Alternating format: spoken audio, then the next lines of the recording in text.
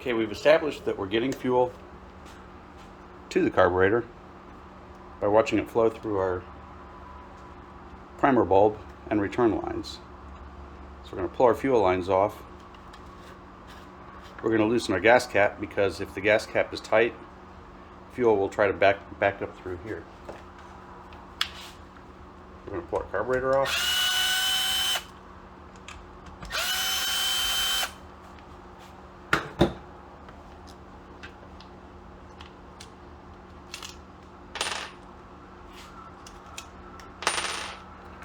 And it's just about that easy. Okay, our throttle cable just fell off that time. Sometimes it doesn't. Okay, these little carburetors are really cheap. We just picked up our box with our new carburetor. Spent a total of about $8 on it. And we're going to install it on our weed eater. First thing you want to do is make sure you get this hooked in correctly. That's your throttle cable.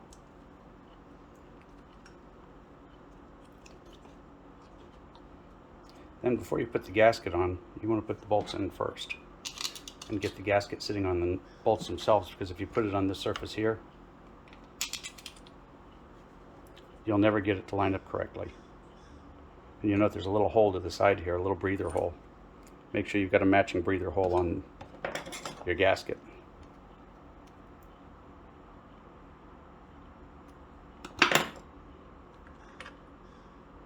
So now we're going to put that there. Put the gasket on that and then lay the whole thing in place. Don't bother with your fuel lines until you get all this done.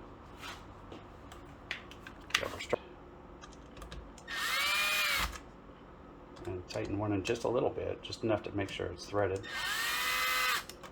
Okay, now we know we've got both of them threaded in.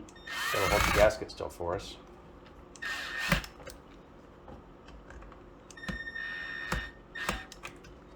You don't need it to be terribly tight, just airtight. And we'll reattach our fuel lines. We're going to double check to make sure we've got the correct line.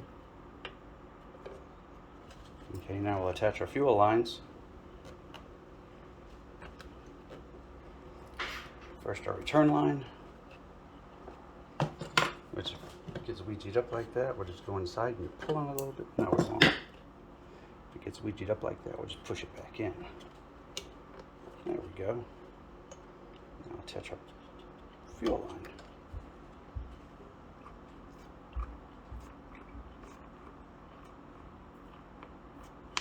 Okay, it looks good.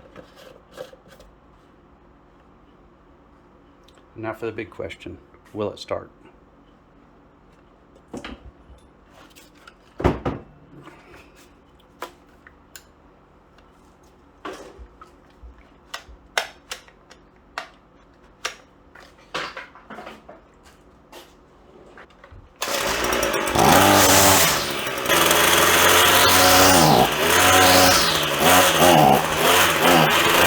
A little bit cold-blooded, but it starts pretty good.